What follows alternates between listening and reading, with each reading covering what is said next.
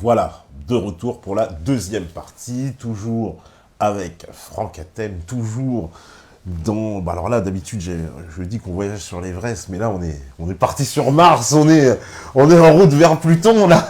Il y en a, ils suivent plus, hein, d'ailleurs. Alors là, d'habitude, bon, quand c'est l'Everest, ça va, ils arrivent, mais alors là, en route vers Pluton, on a laissé la moitié du contingent sur Terre. Et peu de gens. Alors, il faudra peut-être... On leur lance un appel, hein, parce qu'il y en a beaucoup qui ne comprennent pas. En fait, j'ai l'impression, certains, je lis un peu les réactions, en fait, certains n'arrivent pas à comprendre la définition même du mot conscience. Donc, la notion, puisque vous avez été explicite sur le fait que la conscience, en fait, portait les limites dans notre, on va dire justement, puisque l'infini était irréalisable, et que la conscience, en fait, était, en posant cette limite, devenait réalisable, en fait. Sinon, on n'existerait pas. C'est un peu, il n'y aurait pas la conscience. Sinon, la conscience ne peut être que... La conscience, c'est les limites elles-mêmes. C'est la limite elle-même, voilà. Il n'y a pas de conscience sans univers, il n'y a pas d'univers sans conscience. Hein. Ça, c'est facile à comprendre. Parce qu'ils ont dû... Voilà, certains n'ont pas compris comment on pourrait synthétiser un peu de tout ce qui a été dit dans cette première partie, justement, de ce point de vue de ce que la conscience, on va dire que justement, comme vous nous l'expliquez, c'est-à-dire que la conscience, elle est forcément, elle pose sa limite parce que, par définition, l'infini, sinon, ne pourrait pas exister. Enfin, sinon, on n'existerait pas nous-mêmes, quoi. Je pense quand même que quand on dit le mot conscience, on sait de quoi il s'agit. Il ne s'agit pas du tout de conscience morale, il ne s'agit pas du tout de choses comme ça, ni de personnalité, ni tout ça. C'est le fait simplement d'avoir conscience.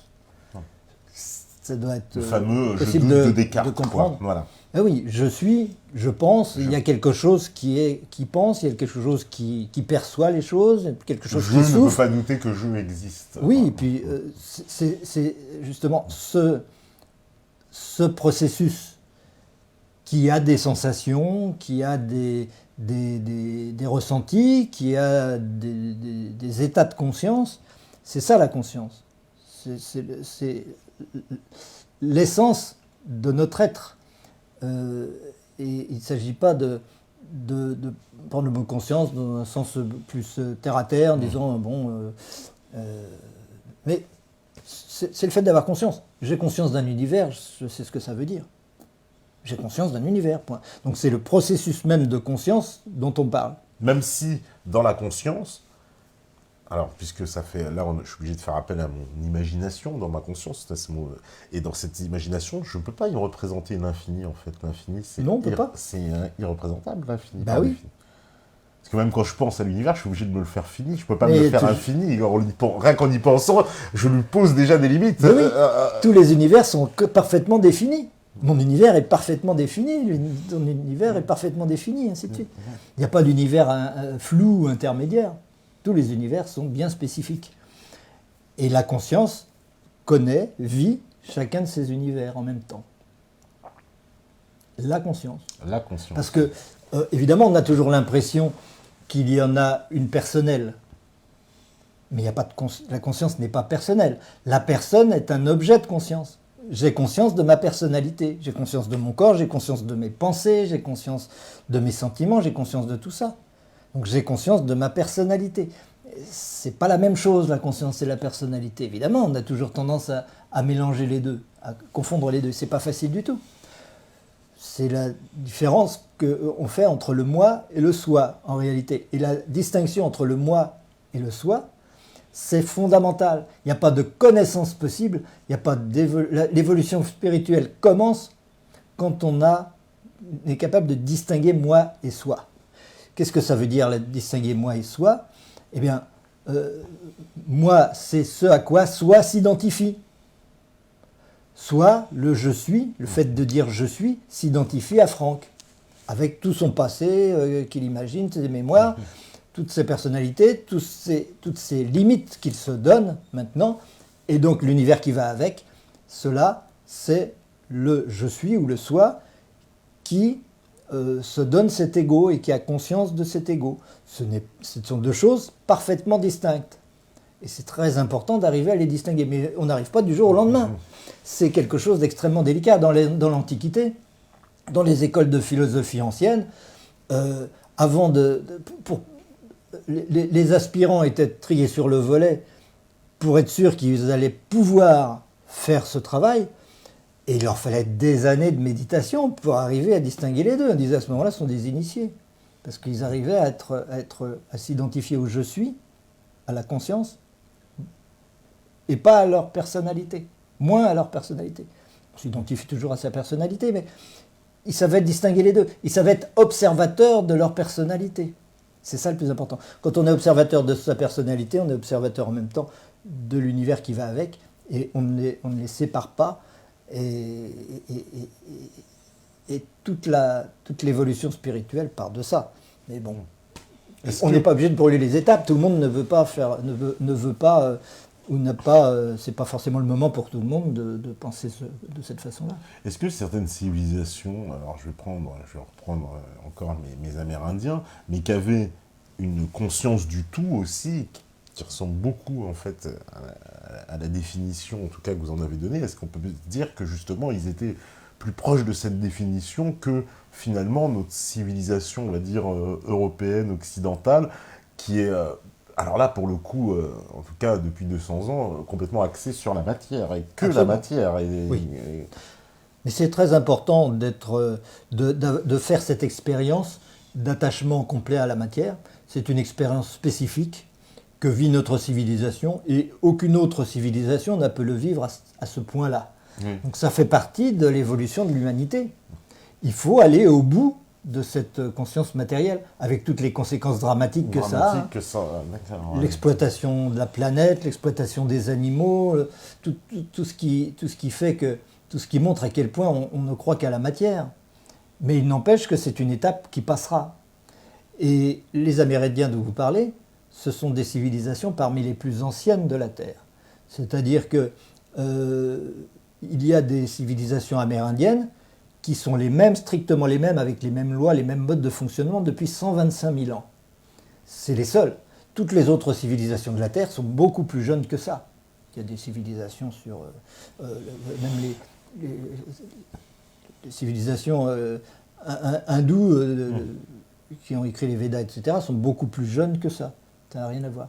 Et donc, c'est vrai que ces civilisations, elles ont atteint un niveau de stabilité qui est dû justement à cette longue expérience de la vie et cette longue relation à la planète qui font qu'ils sont extrêmement respectueux de la planète, extrêmement respectueux de la nature, des mondes, des règnes de la nature, des animaux, etc.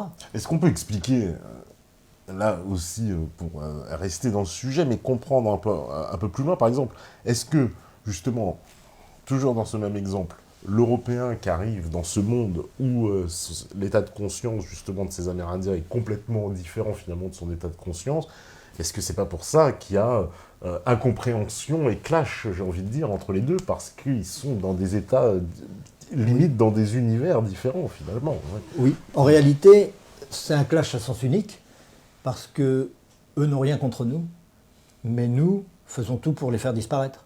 Même si c'est involontaire, inconscient, mais nous faisons tout pour les faire disparaître. Parce qu'ils nous remettent en cause. Et pour la plupart des gens, c'est totalement involontaire. Ils n'ont pas l'impression, ils ne se rendent pas compte. Évidemment, on est tous complices de ça, par la consommation, par la vie qu'on mène, etc., par notre mode de fonctionnement. On est tous complices de ça. Mais on n'en est pas complice volontaire, quoi. C'est pas prémédité. Alors que pour certains, ça l'est. Il y a un certain nombre de groupes sur la planète pour qui l'objectif, c'est leur disparition. Et méthodiquement, ils font en sorte qu'ils disparaissent, comme ils font méthodiquement en sorte que les forêts disparaissent, que les forêts primitives disparaissent, et ainsi de suite. Parce que on sent que justement dans cet état de différence, il y en a un qui se sent supérieur à l'autre. Nous, par exemple, on pense que notre civilisation, justement, avec son infini, justement, basé sur la matière, on la sent supérieure à celui qui a l'infini sur l'esprit, parce qu'on dit c'est nous qu'avons... Nous, on maîtrise cette matière, mais à cause de notre esprit. Enfin, C'est de toute façon, c'est toujours le cas à un certain niveau. Tout état de conscience a toujours des spécificités par rapport auxquelles elle est supérieure à d'autres. En tant que, sur le plan technologique, on est supérieur à tout ce qui s'est fait avant sur la Terre. Mais globalement, au sens de l'évolution dans son ensemble, les Amérindiens sont très en avance sur nous. Leur technologie est spirituelle, bien longtemps qu'elle n'est pas matérielle. Elle est plus matérielle, elle ne sera pas matérielle. Ils n'ont aucune envie de développer ça. Alors que nous, on a cette supériorité. Alors comme on a cette supériorité dans un domaine bien précis, on va croire on va s'identifier à ça et croire qu'il n'y a que ça d'important et vouloir l'imposer aux autres. Et l'économie, etc., les finances, tout ce qu'on veut imposer au reste du monde, parce que c'est notre force, on s'imagine que c'est ça qui doit dominer. Mais ce n'est qu'un aspect. Alors que dans tous les règnes, dans toutes les espèces, il y a une spécificité où on est supérieur. Un guépard court plus vite qu'une gazelle. Bon, c'est comme ça. Évidemment, il va gagner sur la gazelle parce qu'il court plus vite. Mais ce n'est pas pour ça qu'il est globalement supérieur à la gazelle. Il est supérieur dans un domaine. Nous, au niveau du matérialisme, on peut dire qu'on est les champions. On n'a certainement jamais fait pire. Bon, il y a eu d'autres époques où on était très matérialistes. Hein. Les Romains, certainement, ils étaient assez matérialistes aussi. Mais on va quand même au bout de quelque chose, là. Au bout de quelque chose. Avec tous les risques que ça comporte pour la destruction de la planète et tout ça. Ça, c'est clair. On fait nos expériences. Tant qu'on n'a pas une connaissance de soi suffisante, on va aller au bout de ces expériences. Le jour où on a compris, on n'y va plus. On sait que ce n'est pas là que se trouve la solution. On renonce à ce genre d'expérience. Il y a des tas de choses auxquelles on doit renoncer. En général, on va au bout du pouvoir dont on dispose. On a un pouvoir, on va aller au bout de ce pouvoir. On va tout faire avec. Ça, ce n'est pas la sagesse. Ça, c'est toujours l'ego qui est attaché à ce pouvoir. La sagesse, elle consiste, j'ai un pouvoir, je ne l'utilise pas. Je n'ai aucune raison de l'utiliser parce que je sais que la vérité est ailleurs. L'ego, il peut avoir des tas de pouvoirs sur la matière, sur les autres, il peut tout manipuler, il peut tout faire. Il suffit qu'il s'en donne la technologie. Mais ce n'est pas pour ça qu'il doit le faire. Il peut comprendre à l'avance que ce n'est pas le chemin. Et il ne le comprendra que lorsqu'il sera capable, encore une fois, de distinguer moi et soi. Et de relativiser son ego en disant « mon ego n'est qu'un outil, c'est pas mon ego qui commande. Tant que je ne me crois l'ego, c'est l'ego qui commande. C'est le mental qui commande, c'est ma personne qui doit s'imposer aux autres. Mon intérêt qui doit s'imposer à l'intérêt des autres. Je suis en concurrence avec les autres. » Parce que ça, c'est le sens de civilisation tout entière. Exactement. Hein, qui résonne comme ça. Mais du jour où, c'est à ça que sert l'initiation, du jour où j'ai compris que je ne suis pas cet ego, que cet ego n'est qu'un outil au service de l'infini, au service du tout, donc au service des autres, de tous les autres sans exception, eh ben, j'utilise cet ego pour l'évolution du tout, pour l'épanouissement du tout, pour la réalisation de tous les êtres et pour le bonheur de tous les êtres, et pas simplement pour le pouvoir et pour le plaisir de cet ego. Et ça change tout. Donc la métaphysique, c'est ça l'enjeu.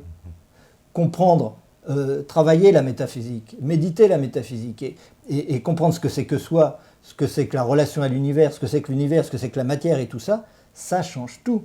Il n'y aura pas d'amélioration du sort de l'humanité ou d'amélioration de la qualité spirituelle de l'humanité tant que l'attachement à l'ego sera prioritaire. Il faut comprendre ce que c'est que soi. Il faut relativiser l'ego. Et pour ça, il faut plus avoir peur, il faut accepter de regarder les choses en face. Il faut s'habituer. On a peur de l'infini, on a peur de la spiritualité, on a peur de choses comme ça, parce qu'on ne connaît que l'ego. Et la métaphysique, ça sert à se familiariser avec l'absolu. Donc si on se familiarise avec l'absolu, on n'en a plus peur. Donc on ne va plus se crisper sur cet ego en se disant surtout que rien ne bouge, surtout que mon intérêt soit prioritaire et que je prenne ce que je peux prendre, et puis ce que l'autre va prendre, c'est moi qui l'ai en moins, etc. Ça, la concurrence des égos. Mais cette peur, elle vient quoi? De la peur de modifier son état de conscience, justement? C'est de modifier sa conscience au monde? C'est quoi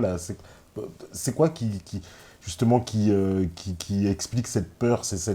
Puisque finalement, ce n'est que son propre univers qui va évoluer. Donc cette peur est automatique à un certain niveau de l'évolution. Il y a un moment où je ne peux pas faire autrement parce que, en tant qu'être humain, je prends conscience de moi en tant que personne, chose qui n'était pas le cas dans les règnes précédents, ou très peu. C'est en tant qu'être humain que j'ai conscience de moi en tant que personne. Et c'est une expérience nouvelle, donc je vis ça à fond. Mais le côté absolu, infini, invisible, je ne le connais pas du tout.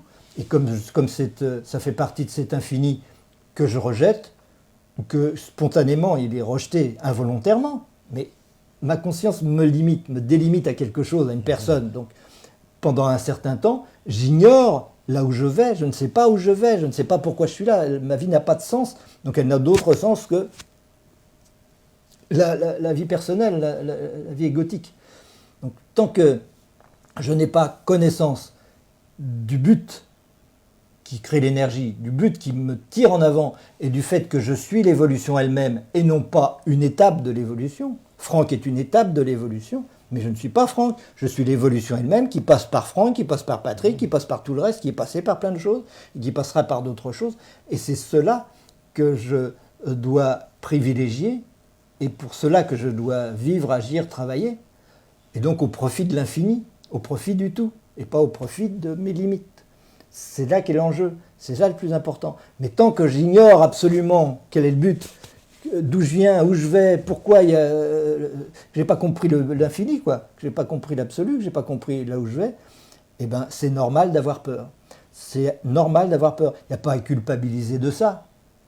Il y a seulement un moment où quand on est mis en présence de la compréhension, on doit dire, ok, ça va de soi. C'est comme ça, j'y vais. C'est une certitude. Il y a des certitudes, il faut les accepter, les prendre, les méditer, jusqu'au moment où on se dit, il n'y a pas de problème. Comment ai-je pu ne pas savoir ça avant? Comment ai-je pu ne pas me comporter autrement? Et un jour, il y a un basculement comme ça. Il y en a qui disent qu'ils ont rencontré Dieu, il y en a qui disent que c'est Jésus qui les a inspirés. Ça n'a pas d'importance, on appelle ça comme on veut, mais c'est la même chose. Du jour au lendemain, leur vie bascule. Krishnamurti disait, c'est aussi simple que de faire ça. Un jour, je suis l'ego, le lendemain, j'ai compris, j'ai l'illumination, je ne suis pas l'ego. Et à ce moment-là, ma relation au monde change. Et donc, plus il y aura de gens qui le feront, et plus il y aura de gens dans les sphères dirigeantes, en quelque sorte, au niveau de l'économie, au niveau de la politique, au niveau de tout ça, qui prendront conscience de ça, plus on aura de chances que l'humanité, dans cette dimension, qui est la troisième dimension, vive un paradis, ou pas. Ou pas. Si ça ne se fait pas, elle s'autodétruit. C'est ce qu'elle est en train de faire d'ailleurs. Elle s'autodétruit, elle détruit son milieu de vie, etc. Et ça continuera comme ça aussi longtemps que la prise de conscience ne se fera pas suffisamment. Il y aura un moment où la prise de conscience sera suffisante pour un nombre suffisamment de gens pour qu'ils disent stop, ça va, on sait où on va, maintenant on se comporte autrement. On ne vit plus dans la concurrence, on ne vit plus avec cette mondialisation financière, etc. On est un peu dans la prise de conscience en ce moment d'ailleurs, non? On est à la fois. Mais il y en aura toujours de plus en plus, heureusement. On est à la fois dans les deux. Alors, je commence à prendre quelques questions parce qu'il y a beaucoup de questions. Alors, on me dit par exemple, si l'homme est constitué d'atomes et que l'atome n'est qu'une onde, pourquoi l'homme n'est-il pas une onde lui-même? Mais qui a dit que l'homme n'était pas une onde? Je sais pas. Non, évidemment, nous sommes une onde. On est de l'énergie, nous, on peut se Mais encore faut-il savoir ce que c'est qu'une onde. Ouais. Chose que les physiciens ignorent totalement. Pour un physicien, les particules, on ne sait pas ce que c'est. Par contre, on sait que s'il y a une particule, il y a une onde associée. Mais d'où vient cette onde? Il y en a qui disent que ça vient de l'extérieur, de l'univers. Oui, la fameuse onde qu'on associée, voit dans nos télé, dans les radios qu'on tourne, on dit que c'est l'onde du Big Bang d'ailleurs. si je me rappelle bien, mais... Bon, en tout cas, en général, on ne sait pas ce que c'est qu'une onde. Or, pour nous, il n'y a pas de problème. Hein. Mais quoi, une onde, on ne la définit pas comme un courant d'énergie? Moi, je vais vous le définir. Ouais. Qu'est-ce que c'est? C'est mon père, il a sa photo sur le bouquin. Hein. Qui a compris ça. Une onde n'est possible que s'il y a une alternance des polarités. Et pour qu'il y ait une alternance des polarités, il faut qu'une particule soit un aimant complet avec deux pôles. C'est-à-dire que quand une particule a deux pôles et elle tourne, eh ben, un coup on reçoit un champ nord, un champ sud, un champ nord, un champ sud, et avec une certaine rapidité. Un champ nord, un champ sud, un champ nord, un champ sud. Et ça, c'est des ondes différentes. des vibrations différentes. Plus l'alternance des pôles est rapide, plus la longueur d'onde est rapide. Mais ça, c'est une onde qui est due à la rotation de la particule sur elle-même. Et pourquoi les particules tournent sur elles-mêmes? Parce que si vous mettez une particule ici, un aimant ici, un aimant là, ils vont se mettre en rotation. Ils ne peuvent pas faire autrement. Ou bien ils sont trop près les uns des autres, ils vont tomber les uns sur l'autre, mais une fois qu'ils sont bien tombés les uns sur l'autre et qu'il y a une grande distance entre eux, lorsqu'ils arrivent au moment où ils pourraient se mettre leurs 4 pôles en alignement pour tomber l'un sur l'autre, eh bien, ils dépassent cette position pour les raisons simples. Mais bon, je ne vais pas rentrer dans ces détails, c'est un peu compliqué, c'est un peu difficile. Que la force d'inertie acquise lors du mouvement est supérieure à l'énergie magnétique qui les relie. Parce que la distance est très grande, la force magnétique est très faible, et le mouvement acquis au moment où ils se mettent en mouvement, parce qu'ils se mettent en mouvement progressivement, c'est des choses que les physiciens ne peuvent pas connaître, puisque pour eux il y a des particules positives, des particules négatives, qui n'ont aucune raison de se mettre en mouvement, ni de faire quoi que ce soit. Il n'y a que les aimants qui ont des raisons de se mettre en mouvement tout de suite. Vous mettez un aimant ici, un aimant là, tout de suite ils vont se mettre en mouvement et tomber l'un sur l'autre, sans consommer aucune énergie. Lorsque des aimants se mettent en mouvement, ils ne consomment aucune énergie, c'est d'énergie libre. C'est du travail gratuit. Chose que la physique refuse absolument. Donc il ne peut pas y avoir de dialogue entre la métaphysique et la physique, évidemment à cause de ça. Mais quand on a compris ça, on a compris pourquoi il dépasse cette position. Et après, on parlait tout à l'heure, la théorie de la dégravitation. La dégravitation, c'est lorsque les pôles en attraction commencent à s'éloigner. Chose que les physiciens ignorent, mais si les pôles commencent à s'éloigner l'un de l'autre, ils se dégravitent, c'est-à-dire qu'ils ne se freinent pas. Or, les 2 autres pôles à l'opposé commencent à chuter l'un sur l'autre, en chute accélérée. Et donc, l'inertie va être encore plus grande au deuxième tour. Donc, les pôles, quand ils vont arriver l'un en face de l'autre, ils vont s'éloigner encore plus vite. Ouais. Les autres vont se rapprocher encore plus vite, et ainsi de suite. Et ça va s'accélérer, s'accélérer, s'accélérer. Mais ça ne va pas seulement s'accélérer sur place, puisqu'ils sont libres dans l'espace. Pour équilibrer le travail, chacun va aller chercher le pôle de l'autre, pour aller le plus vite possible là où le pôle se présente. Quand un pôle comme ils tournent tous les deux, il va y avoir un contournement l'un de l'autre. Et en fait, ils vont se contourner comme ça, c'est-à-dire autour du centre de gravité commun du système. Et s'accélérer aussi, comme ça, puisqu'ils s'accélèrent en rotation, grâce à la dégravitation. Et une fois que les mouvements sont comme ça, lorsque, évidemment, le centre de gravité du système, il est dans le système solaire, par exemple, il est dans le Soleil, ou à la surface du Soleil. Donc on a l'impression que toutes les planètes tournent autour du Soleil, parce que le centre de gravité, il est là. Mais en réalité, ils tournent tous autour de leur centre de gravité commun, et le Soleil aussi tourne autour du centre de gravité commun du système. Bon, ça c'est pour, en 2 mots, expliquer comment naît un atome et comment naît un système planétaire. Évidemment, on ne peut pas dire ça en 5 minutes.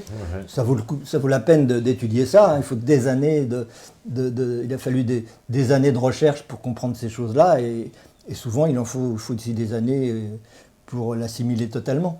Mais c'est extrêmement simple et c'est cohérent avec l'origine qui est magnétique, n'est-ce pas? C'est parce que tout ce magnétisme, toute cette impossibilité de l'infini, cette dualité d'origine, qui fait que c'est des particules, que c'est des aimants. Et si c'est des aimants, alors ils se mettent en rotation à tourner les uns autour des autres. Alors que physiquement, on n'a aucune raison de penser qu'une planète va tourner sur elle-même ou qu'elles vont tourner les unes autour des autres. Il n'y a aucune raison. C'est pas avec un Big Bang, en projetant les choses d'un seul coup, qu'elles vont se mettre à tourner les unes autour des autres et y rester surtout. Parce que même si elles étaient détournées à un moment, ça durerait 5 minutes, et puis toutes les perturbations qu'il peut y avoir, le système se détruirait extrêmement rapidement. Et dans la matière encore plus, parce qu'on est tout le temps en train de perturber la matière. Donc ce système-là ne pourrait pas du tout fonctionner. C'est quoi alors les fameuses expansions de l'univers? Parce que ça, on la calcule. Alors, c'est encore autre chose. C'est encore autre chose. Mais parce que l'expansion de l'univers, ça veut dire quoi? Qu'il y a une limite déjà, non? On ne peut pas parler de tout. Mais cette expansion de l'univers, elle est purement hypothétique. Ce qu'on observe, c'est le décalage spectral des galaxies. Voilà, qui s'éloignent de nous, c'est ça? Mais non, on a l'impression qu'on interprète qu'elles s'éloignent de nous parce que leur spectre est décalé vers le rouge. Alors on fait par analogie avec l'effet Doppler-Fizeau, qui date de 1800, je ne sais pas combien, 1848 ou quelque chose comme ça.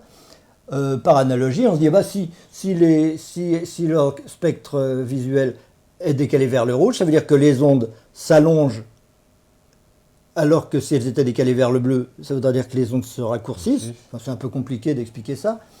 Mais en réalité, ça n'a rien à voir, parce que l'effet Doppler-Fizeau, ça se fait dans l'air. C'est la vibration de l'air avec un son, et c'est des chocs. Et ça n'a rien à voir avec la lumière ni avec la lumière, ni avec autre chose.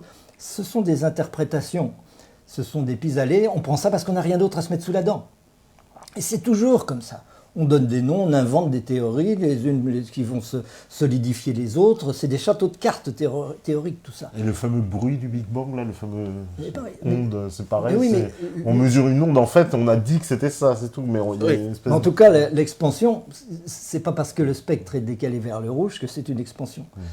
D'ailleurs, il y a des étoiles, il y a des galaxies dont le spectre est décalé vers le bleu. Donc ça voudrait dire qu'elles se rapprochent de nous. Enfin, ça, c'est encore autre chose. Mais cette histoire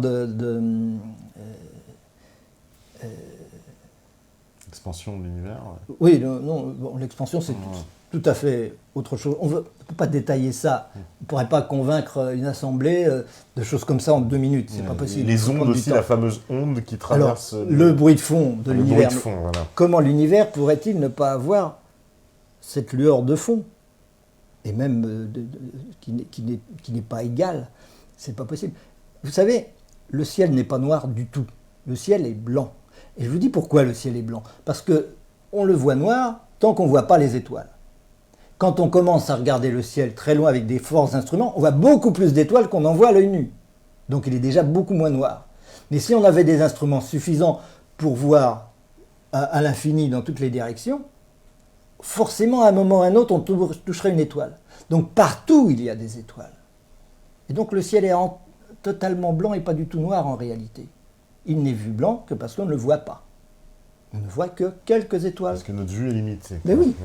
Donc ça, c'est des illusions. Et donc, la lueur de fond de l'univers, évidemment, il y a une lueur de fond, puisqu'il y a des étoiles partout. C'est obligé. Mais bon, c'est pas la peine de rentrer dans ces détails. C'est beaucoup plus important de comprendre, je ne sais pas pourquoi on parlait de ça d'ailleurs. C'est par rapport à la question. Ce qu'il demandait par rapport aux atomes, puis on a un petit par rapport à l'onde. Ouais. Donc l'onde, elle vient de cette alternance des polarités, et nous sommes constitués de tous ces atomes, entre autres. Enfin, nous sommes constitués d'atomes, de toute façon.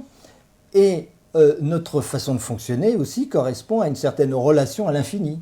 La relation à l'infini, c'est quoi? C'est mon état de conscience, c'est-à-dire à quel niveau, jusqu'à quel point j'accepte d'être l'univers ou je n'accepte pas d'être l'univers et donc je crois que je suis que mon ego.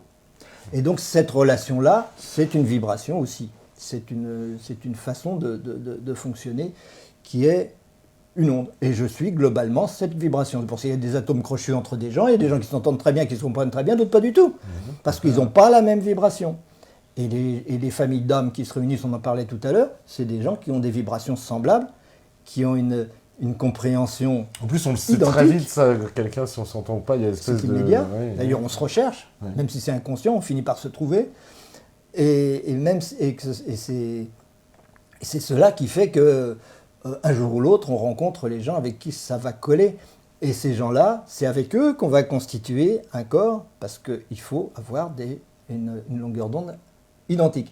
Alors, la question de l'auditeur, je ne sais pas ce qu'il voulait dire exactement, mais pourquoi on dirait que nous ne sommes pas une onde, puisque nous ne sommes pas de la matière. C'est pareil. Qu'est-ce qui nous ferait penser que c'est de la matière? On ressent de la résistance, des couleurs, des odeurs, tout ce que vous voulez. Ben, tout ça, c'est des sensations. Et ces sensations, c'est de la conscience. Sinon, ce n'est pas des sensations. Et ce sont des en fait, la table parce que ma conscience décide que c'est une table, en fait. Ou c'est quoi? C'est ça que ça voudrait dire. Là, par exemple, je pose ma main. Ma main ne va pas traverser ce meuble parce que c'est ma conscience qui m'en... Non, parce que si on était capable de traverser ce meuble, etc., il n'y aurait pas de limite. S'il n'y avait pas de limite, ça voudrait dire que l'infini est possible, or il ne l'est pas. Donc nous nous donnons des limites. Mais nous donnons toutes les limites. C'est-à-dire que nous avons cette limite-là, mais d'autres n'ont pas cette limite-là. Ils ont une autre limite. Et les particules, les matériaux qui constituent cette table, ils ont des limites encore beaucoup plus solides que les nôtres. Parce que nous avons une relation avec notre monde matériel, entre guillemets, qui est ce qu'il est. Mais un caillou, il a une relation avec les autres, avec le reste de son univers, qui est beaucoup plus solide, beaucoup plus fermé, beaucoup moins évolutif, beaucoup moins rapide. Nous évoluons beaucoup plus vite. par rapport au monde qui apparemment nous entoure. On a l'impression qu'on évolue beaucoup plus vite. Mais c'est rien à côté de la vitesse qu'on aura quand on aura pris conscience de notre unité. On a l'impression que l'humanité tout entière, c'est un seul être. Le jour où on sentira ça, on circulera tellement vite, nous, ces êtres-là, ils circulent tellement vite qu'on n'a pas le temps de les voir, on ne les voit pas. Ben c'est pareil pour les cailloux, ils ne nous voient pas parce qu'on circule trop vite, on évolue trop vite pour eux. C'est exactement le même processus. Tout est un seul principe, tout est une seule réalité, un seul être qui se vit à des niveaux de conscience toujours différents, partout différents. Et à cause de ça, tout le monde est une onde, mais des ondes plus ou moins rapides, plus ou moins longues, plus ou moins, etc. Et qui vibrent à une certaine fréquence en plus. C'est ça. C'est la même chose. C'est important.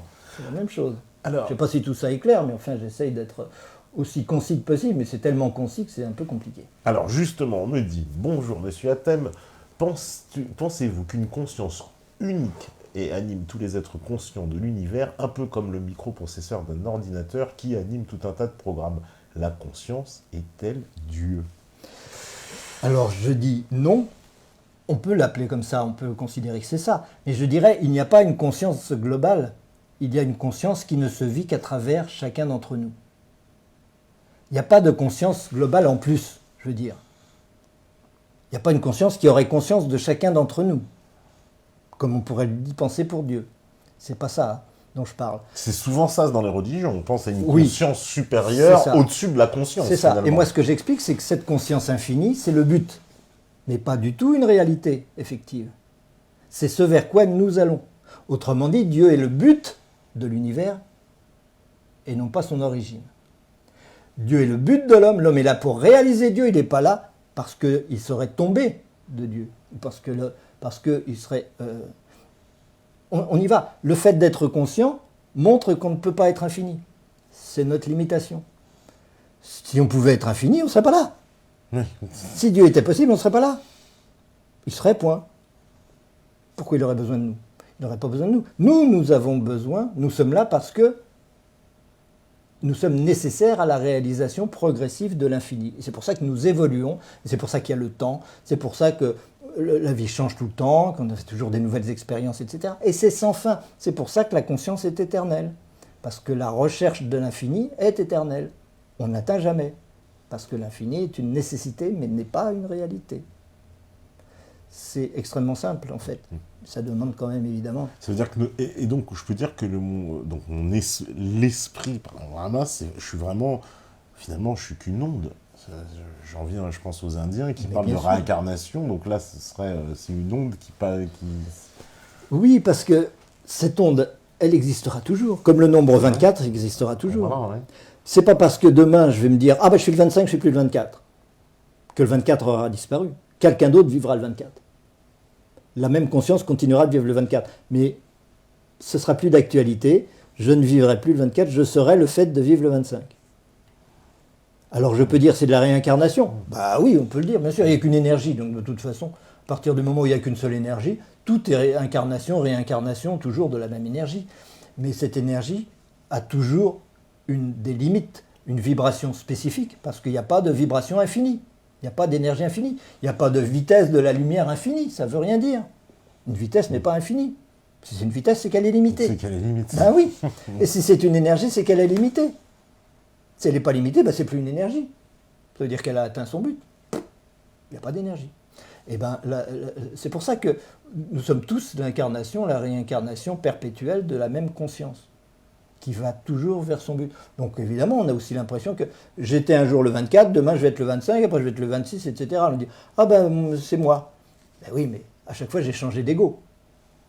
Il y a quelque chose qui reste, qui est quelque chose de commun à chacun d'entre nous qui reste. Et puis il y a des choses intermédiaires entre ce qui est commun à nous tous et ce qui est spécifique à chacun, des choses intermédiaires qui aussi subsistent entre le 24, le 25, le 26, parce qu'il y a une vibration semblable.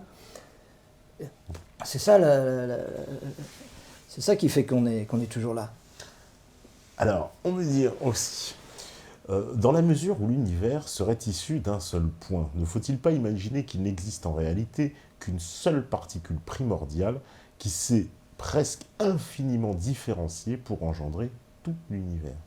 Tout ça pourrait être vrai si on ne disait pas ça au passé.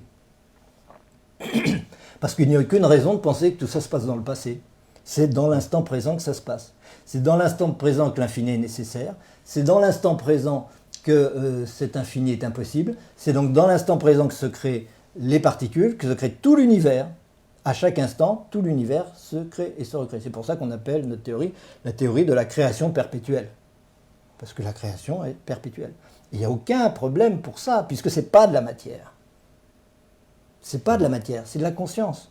Quand on rêve, on peut créer tous les univers qu'on veut, il n'y a pas de souci. Là, c'est un peu la même chose. Ce n'est pas strictement la même chose, mais c'est le même principe. À chaque instant, je recrée la totalité d'un univers. Mais il est toujours différent du précédent. Parce que j'évolue toujours vers le but.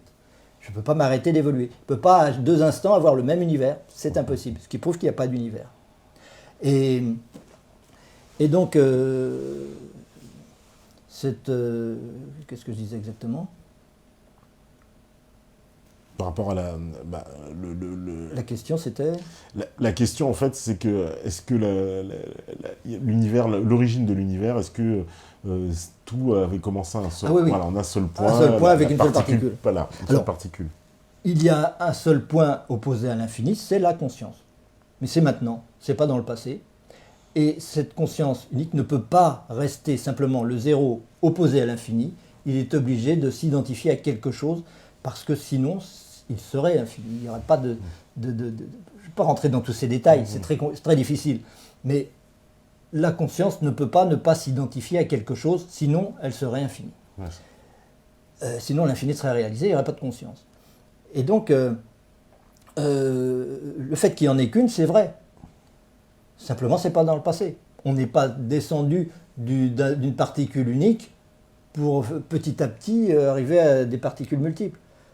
Dans l'instant présent, la nécessité du un, de l'être, la nécessité de l'infini et l'impossibilité de l'infini qui engendre l'être, cela engendre la multiplicité des points qui tous sont créateurs de leur univers. En chaque point de l'infini, chaque particule crée son univers. Elle a en face d'elle les particules avec lesquelles elle va être en relation. Et l'autre particule, elle a créé son univers où il y a cette particule avec laquelle elle est en relation. Et nous, c'est pareil. Nous créons à chaque instant notre univers et nous sommes en relation, tant que c'est nécessaire, avec les choses que nous reproduisons dans notre univers, aussi longtemps que nous avons des expériences à vivre avec, avant de passer à une autre étape. Donc, tout ça se recrée tout le temps. Et nous recréons à chaque instant une nouvelle mémoire, une nouvelle mémoire, une nouvelle mémoire. C'est sans fin. Et il est logique d'imaginer des théories du genre de la particule unique quand on croit à l'objectivité des choses. Mais il n'y a pas d'objectivité des choses, c'est la conscience, c'est tout. Alors, on me dit aussi, là il y a beaucoup de questions, peut-on établir un parallèle entre la métaphysique et la philosophie bouddhiste ? On en fait beaucoup. Il y a énormément, mais pas seulement avec la philosophie bouddhiste, vous savez.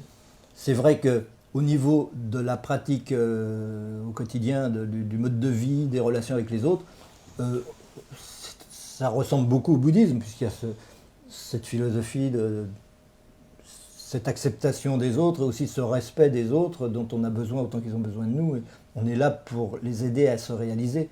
On n'est pas là pour les utiliser pour notre réalisation, c'est l'inverse. Donc ça, c'est plutôt bouddhiste. Mais quand je travaillais avec des maîtres de toutes les religions, ce qui m'est arrivé à certaines occasions, avec des maîtres du soufisme, avec des maîtres de la Kabbale, avec des lamas tibétains, avec tout ce que vous voulez, souvent ils me disaient « Ah bah tiens, depuis que vous parlez, je comprends mieux la Kabbale. » C'est normal. Ou alors ils disent « Jamais quelqu'un m'a parlé du Vedanta comme vous. » Et pour eux, c'était le Vedanta. Pour les kabbalistes, c'était la Kabbale. Pour les soufistes, mais je rencontre un maître du soufisme. Je dis ça en toute simplicité. Je ne dis pas ça pour me faire mousser ou quoi que ce soit. Ce n'est pas le problème. La question est de comprendre que le fil d'Ariane, qui est l'essence de l'être, eh bien, toutes les religions, toutes les traditions du monde s'en sont approchés à un moment et à un autre. Et certainement que le Vedanta est celui qui s'en est le plus approché. Et dans la Kabbale, il y a énormément de choses qui sont très proches. On comprend beaucoup mieux la Kabbale quand on a compris la métaphysique qu'avant. C'est difficile de comprendre la Kabbale quand on n'a pas les éléments. Allez lire le Sefer Yetzira ou des choses comme ça, sans avoir une lecture métaphysique. Allez lire la table d'émeraude d'Hermès Trismégiste. Si vous n'avez pas une lecture métaphysique, vous ne comprenez rien. Mais si vous avez une compréhension métaphysique, ça vous paraît de soi. Vous comprenez tout. Évidemment, le haut est comme ce qui est en bas. Je vous l'ai dit tout à l'heure, les particules et le cosmos, c'est la même chose. Et ainsi de suite. Pour tout, c'est pareil.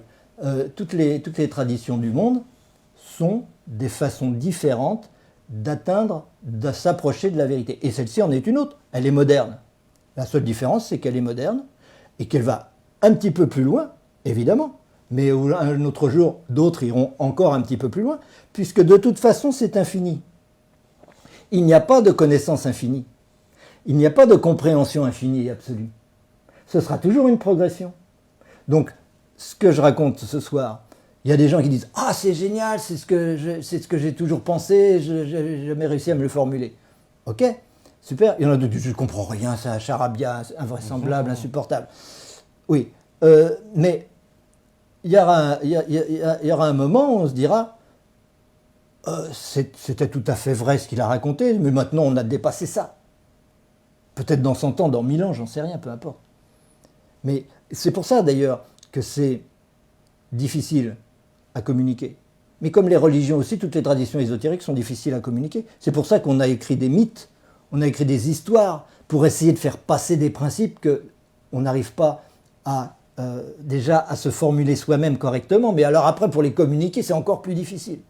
Donc là c'est exactement la même chose, ce sont des concepts qui sont difficiles, on essaye de les communiquer, mais la formulation ne sera jamais parfaite. Les principes sont les mêmes, on les retrouve dans le Vedanta, on les retrouve dans les Kabbales, on les retrouve ailleurs, on les précise un peu plus que d'habitude, c'est la première fois qu'on explique l'origine de la conscience, c'est la première fois qu'on explique en même temps l'atome, etc. Ok, ça c'est un progrès, c'est moderne.